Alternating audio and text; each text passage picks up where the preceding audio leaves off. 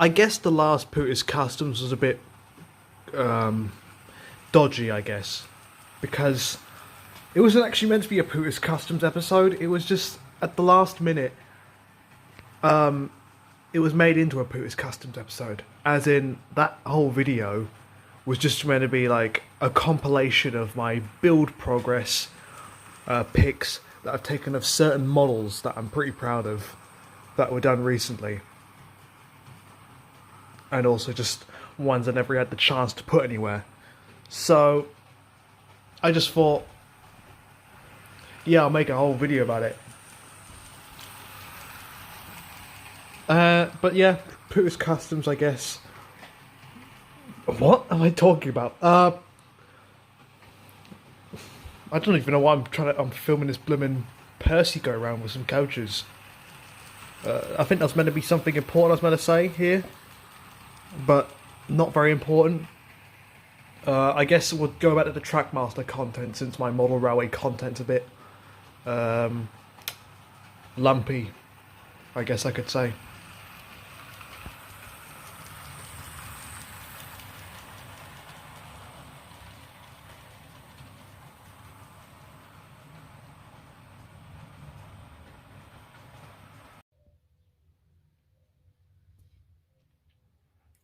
Welcome back to Pootis Customs once again.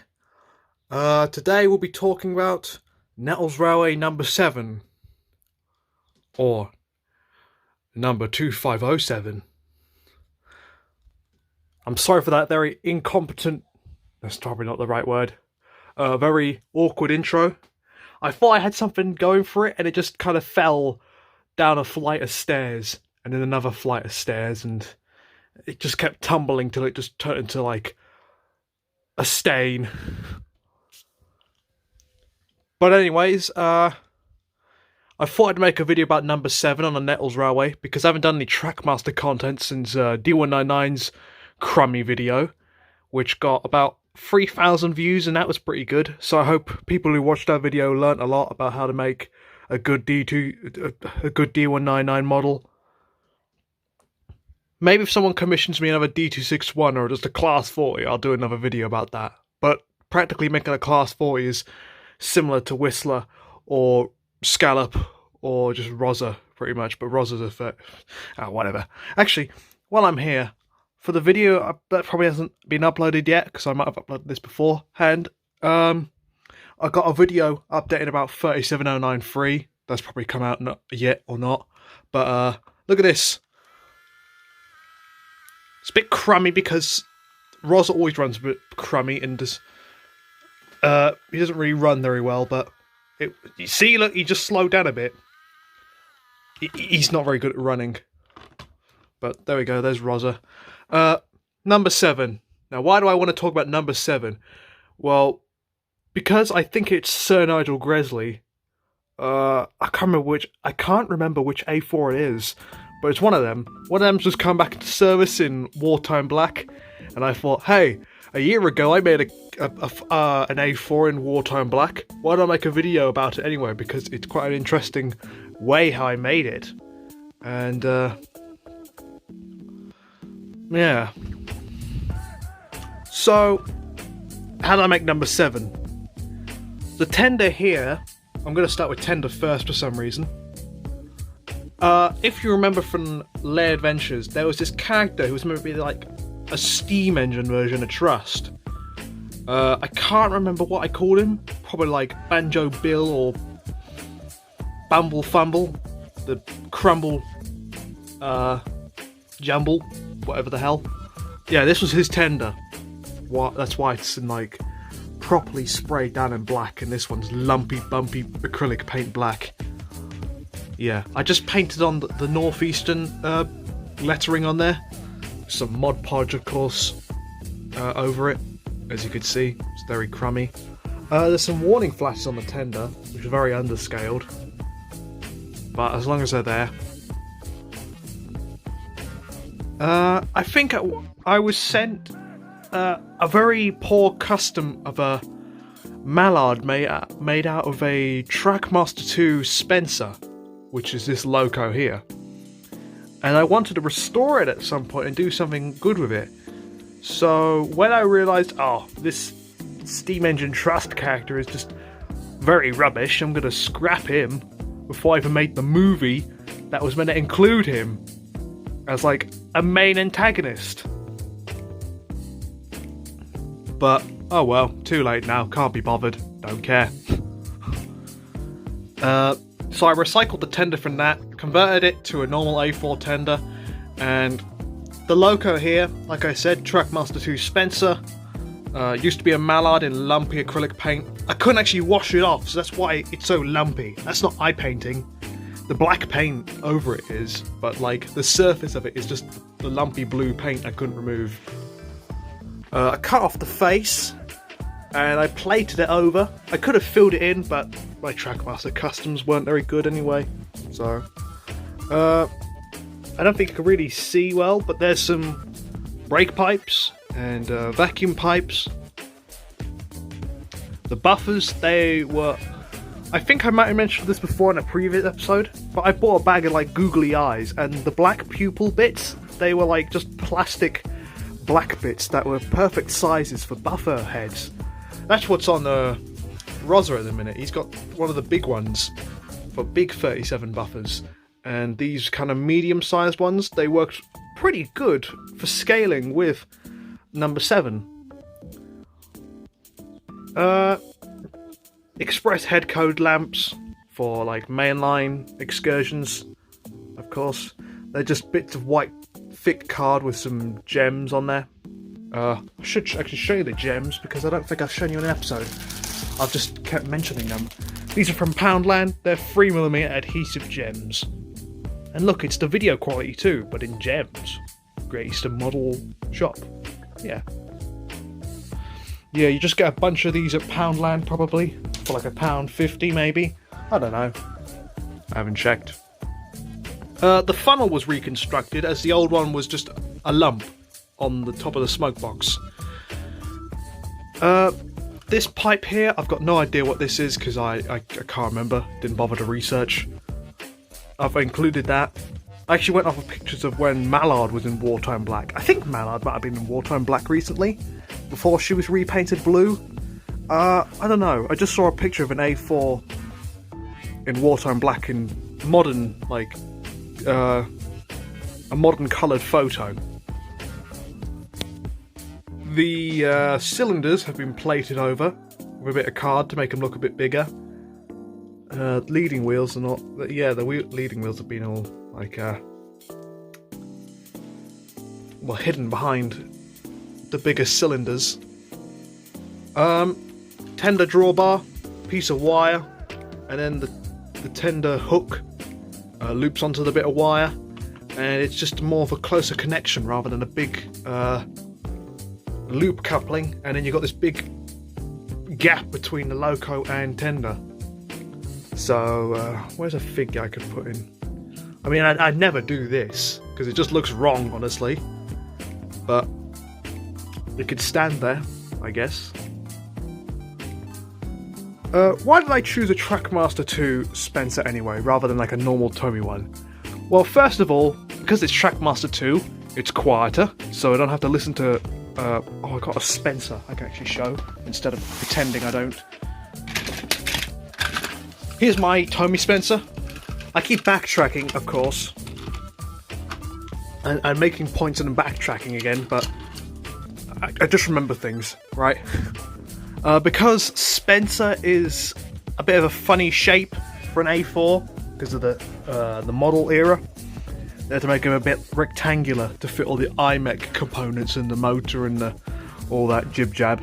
So yeah, he's a bit square, pretty much. As I'll say, these are both just the same tenders. Body comparisons. I chose Trackmaster 2 Spencer because it was a bit more aerodynamic. Like, it just looked a bit more curved, if you might be able to tell. It might have been just my cutting, but I think how they tooled Trackmaster 2 Spencer is they made the front a bit more curved, and it just looks a bit more like an A4 to me. Oh, I should actually mention before I forget, the original front buffers, which are just little stubs, they were just cut out, and yeah, these were just replacement buffers I built. Oh, I didn't even realise, on Tommy Spencer, do you see that there? He's got the little plate to put the buffer shank on. I never noticed that. I thought it was just the buffer straight onto the it's nearly about quite a fucking veranda.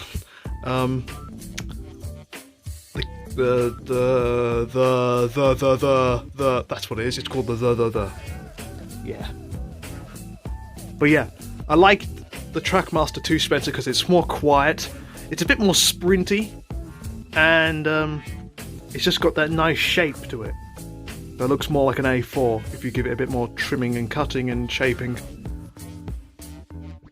But yeah.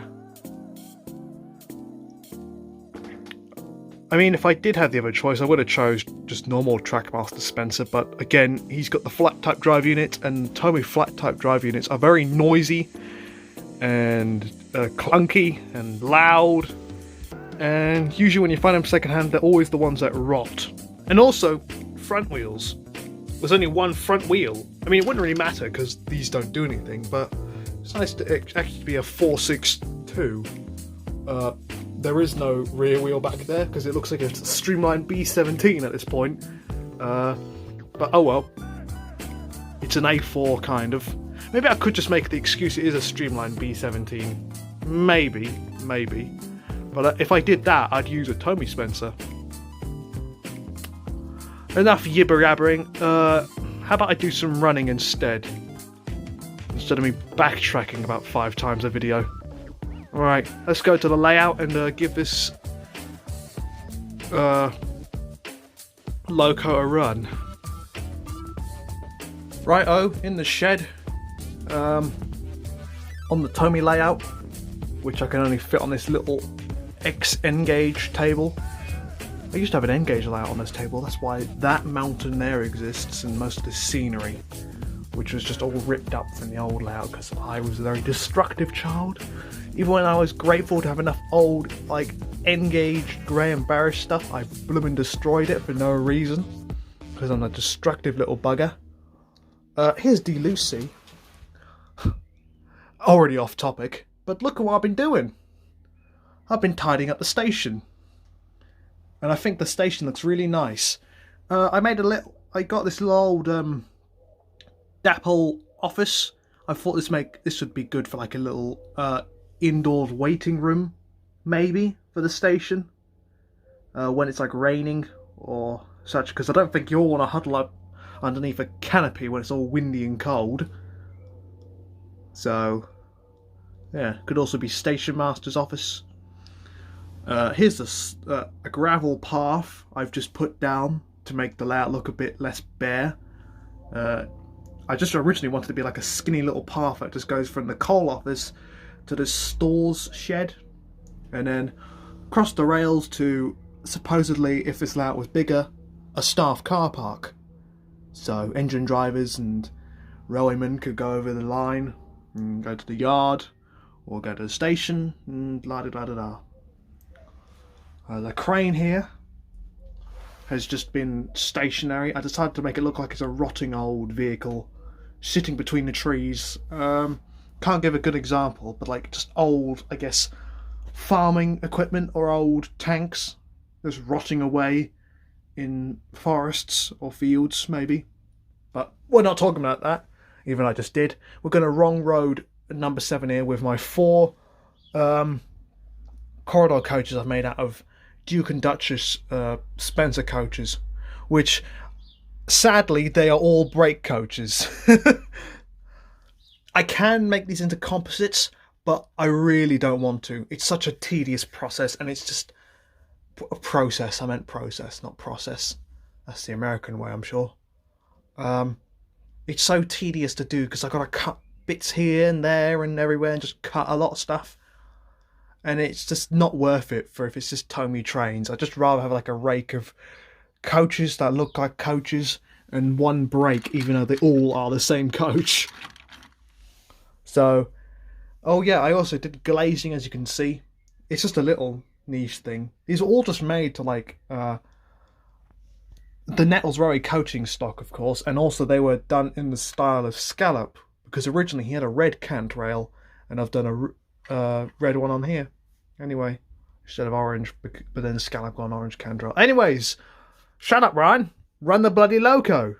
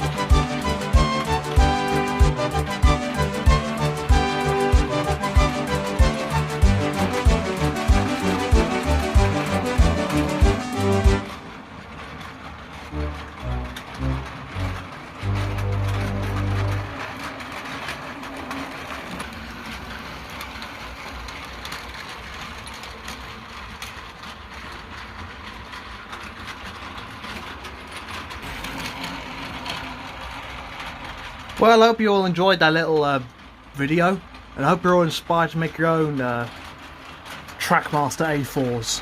Not even just Thomas theme, just normal A4s in Tomy.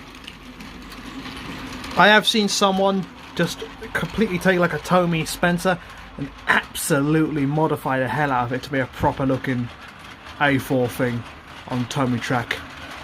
I'm sorry, half my filmings on my layouts are just crap because they're so small that I can't really get enough dynamic shots, can I?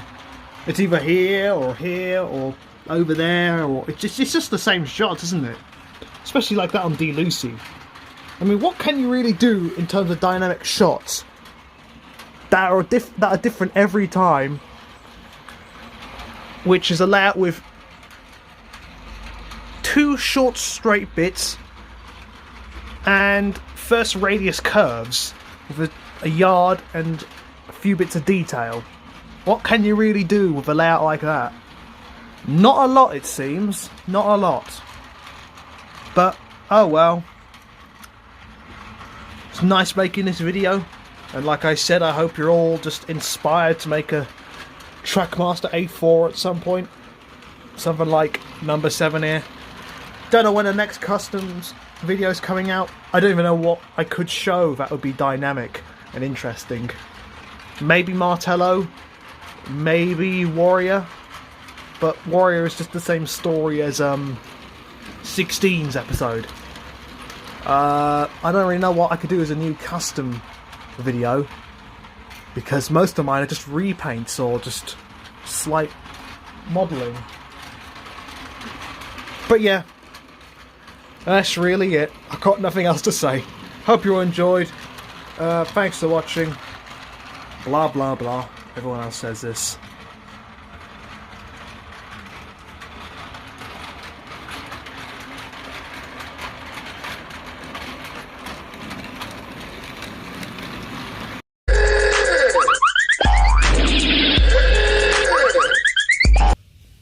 Dirty bitch.